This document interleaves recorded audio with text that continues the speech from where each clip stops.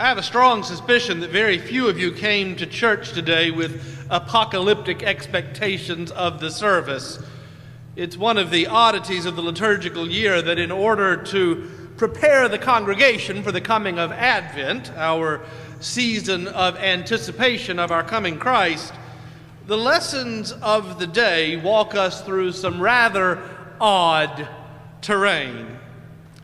Most modern Christians don't really know what to make of texts that speak to us of cosmic repercussions and grand battles between good and evil. It seems, when we read these passages, that the veil slips, not so much between life now and life then, or even between this world and the next, but between this world and the Marvel universe.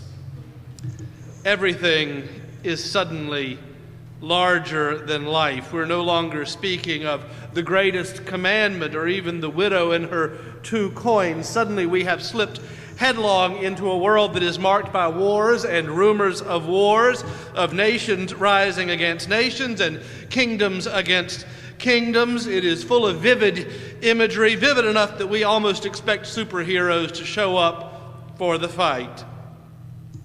It's always struck me as more than a little bit odd, bordering on perverse, that just as we prepare to immerse ourselves in the general bonhomie of the holiday season, the scriptures that accompany us are hardly feel-good scriptures. Turkey and apocalypse don't really go that well together, but yet here we are, year after year, we roll around to this time and we read passages like this. And if this was not a feel-good lesson for us, you can be sure that it was not a feel-good lesson for the disciples either. I know that I wasn't alone this past week in recollections of the images of war. Early in the week, I visited the website of the Poetry Foundation, as I like to do. It's a wonderful website. I commend it to you. They can always be counted upon to have a poem that is current in its content to what is going on in the world. Unsurprisingly, last week, they had a compilation of 3 poems of the Great War, as that war was known before the Second War came along and seemingly stripped us of the notion that we could indeed end wars. The poems they selected were The Owl, Dulce et Decorum Est, and In Flanders Fields. In a startling tableau created in conjunction with Manual Cinemas, the poems were read against a backdrop of imagery. The imagery was stark, unsurprisingly so. It was imagery that wouldn't be out of place with the lesson we read from Mark today. But if we are honest with ourselves, don't we all prefer the images of the triumphal entry into Paris that marked the beginning of the end of that Second War? Images matter to us. They shape our memory. They shape our perception. The disciples would have preferred such a pleasant image also. Look, teacher, they say, what large stones and what large buildings. A bunch of fishermen called away from their nets, the most cosmopolitan one among them having been a regional tax collector. The disciples could be excused for being a bit googly-eyed over the big city. I remember well the first time I flew into the city of New York from my small southern city. The plane banked over the island of Manhattan, and suddenly I saw a skyline that wasn't so much a skyline as it was wave upon wave of skylines. I had no idea a city could be that big. Do you remember the first time you walked into a building that took your breath away by its scope and its grandeur? Disciples have come from the countryside into the big city. I found myself in mind of that old song, how are you going to keep them down on the farm when they've seen Paris? They could be excused for being a bit starstruck. Not only are they starstruck over the size of the buildings, as a group of good Jewish men, they have come to the center of their faith. We Protestants don't really have a single church that represents the center of the universe to us. There are, of course, congregations whose buildings occupy an outsized role in our respective denominations' history. I imagine for Lutherans, the Castle Church at Wittenberg has a place of importance. For Presbyterians, of course, we hearken to St. Pierre's in Geneva, or perhaps St. Giles in Edinburgh. The Catholics among us, of course, feel fondly about St. Peter's in Rome. These can all be places of pilgrimage for a great many people.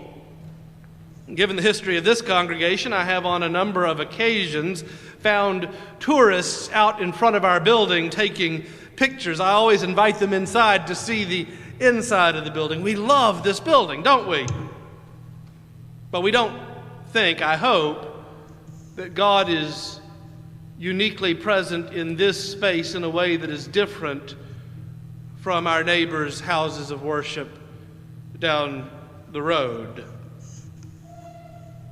But for the Jews of the first century, the temple is more than just another house of worship. It was God's footstool on earth. All of the deeply important moments of faith took place in the temple. The milestones of one's life would be marked in the temple. The temple was commanded to be built by God.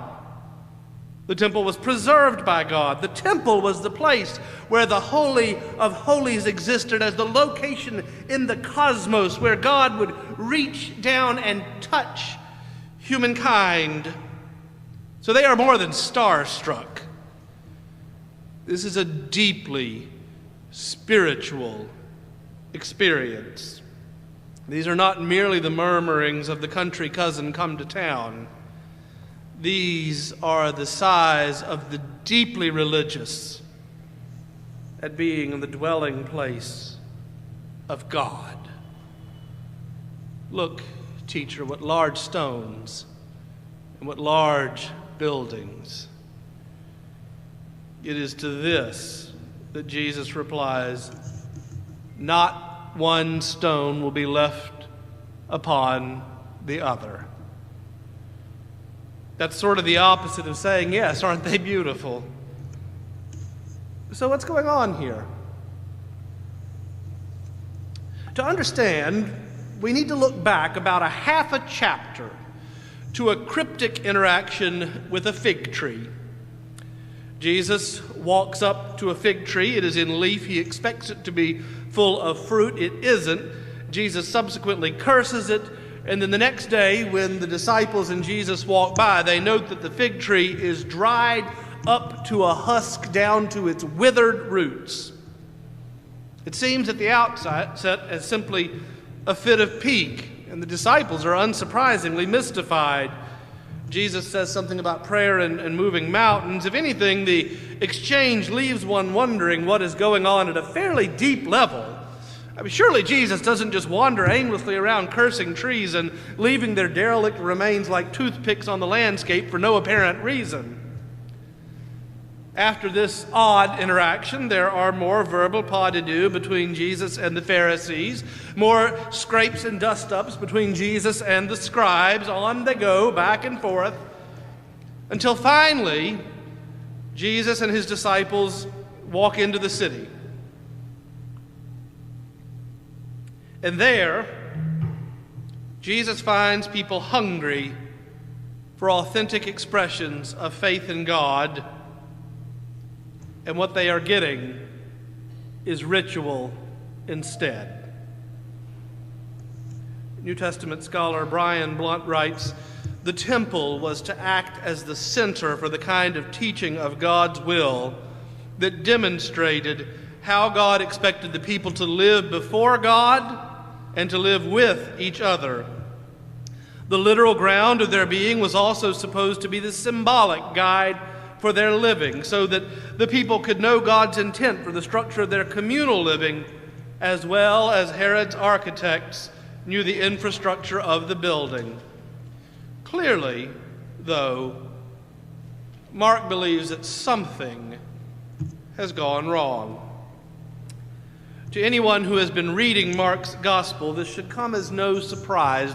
The back and forth between Jesus and the temple community has been deteriorating even as Jesus approaches the holy city. Something has gone very, very wrong. So Brian continues. When Jesus enters Jerusalem and walks up for a reconnoiter of the temple, he apparently leaves with a sense of dismay rather than joy. Mark narrates that display by an appeal to the only tradition of Jesus cursing anything, anywhere in the gospel record. The fig tree that he saw on the way to the temple also conveyed by its grand leafy appearance that it could fill the hunger of a person in need. Just as people hungry for direction from God were flocking now toward the temple, so Jesus, seeing this tree at a distance, drew near to seek its sustenance. Both Jesus and the people had been fooled by appearances. Neither the tree nor the temple were able to make good on their ostentatious displays. So the tree is cursed, and Jesus declares that the temple will be thrown down. If we're looking for a feel-good passage for our feel-good time of year, we have come to the wrong place. Excuse me. But, with all of these things said, that doesn't mean that I see no hope in these passages and others like them. And the hope comes from perhaps the strangest place, from the very apocalyptic words that punctuate Jesus' cryptic remarks. Now, it's helpful to know that in biblical studies, apocalyptic is a noun. It refers to a variety of literature that we encounter in the Bible. Almost the entirety of the book of Revelation is apocalyptic. So are portions of Daniel, and each of the synoptic gospels contains places where Jesus seems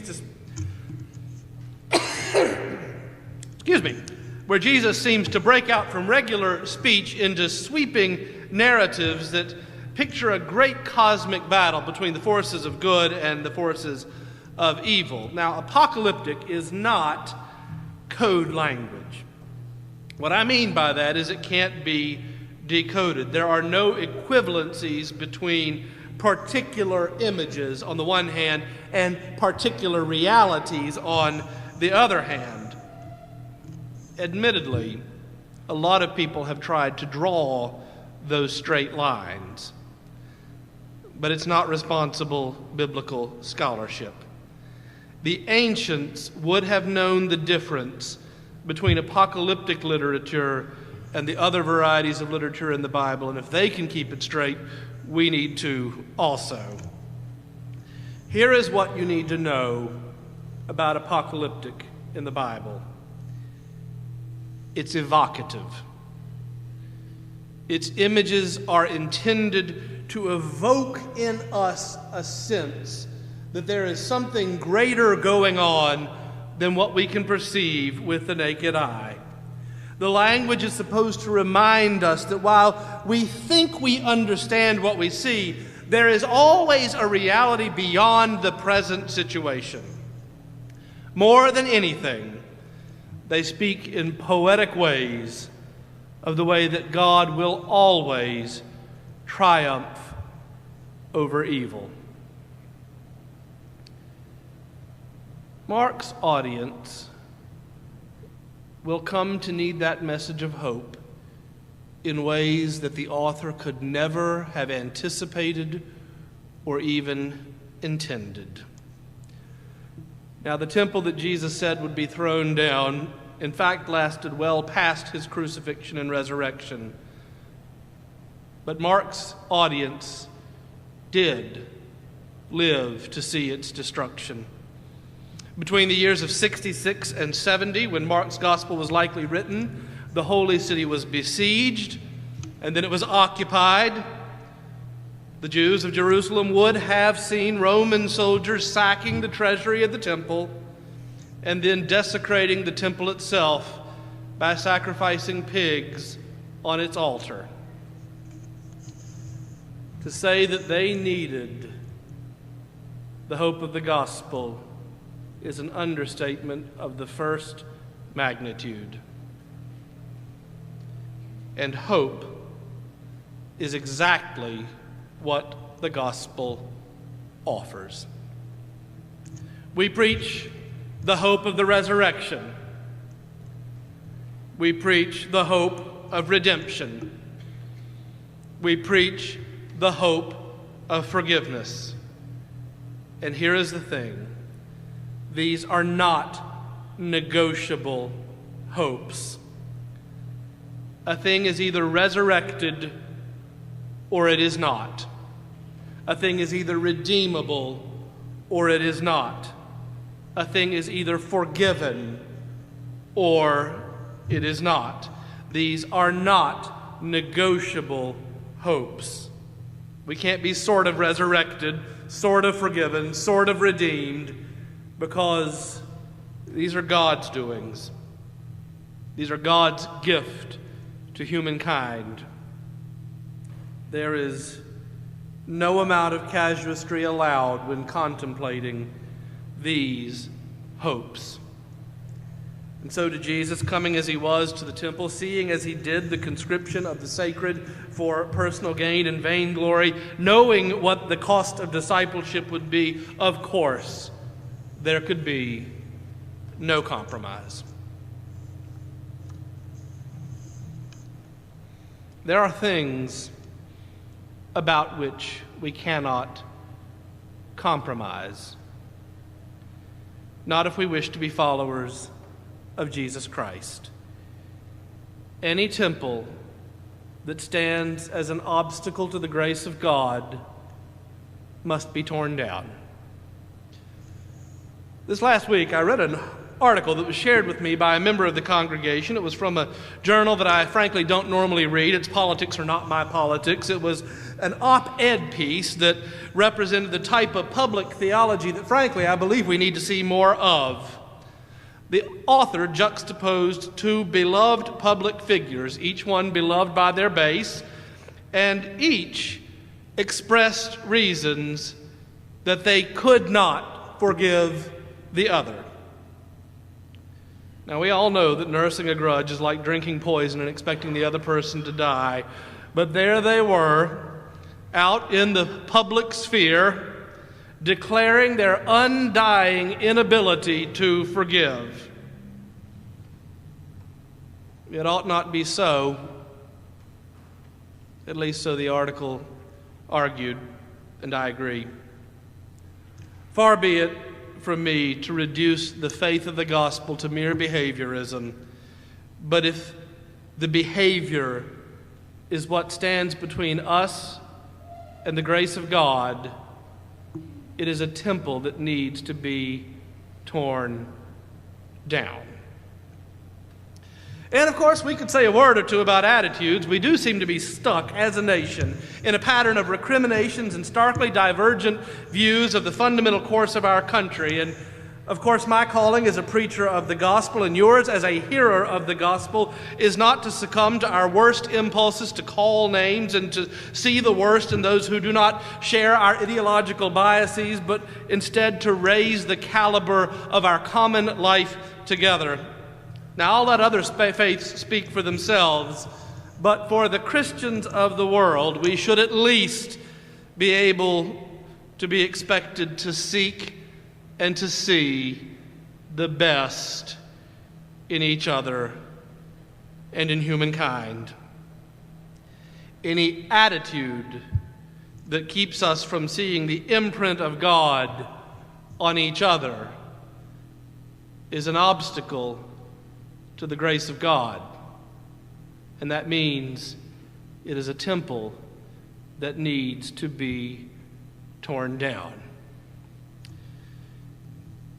We could be at this all day, so let me boil it down to this. What we are really talking about are idols. Whatever it is, if it stands between you and the grace of God, it is a temple that needs to be torn down.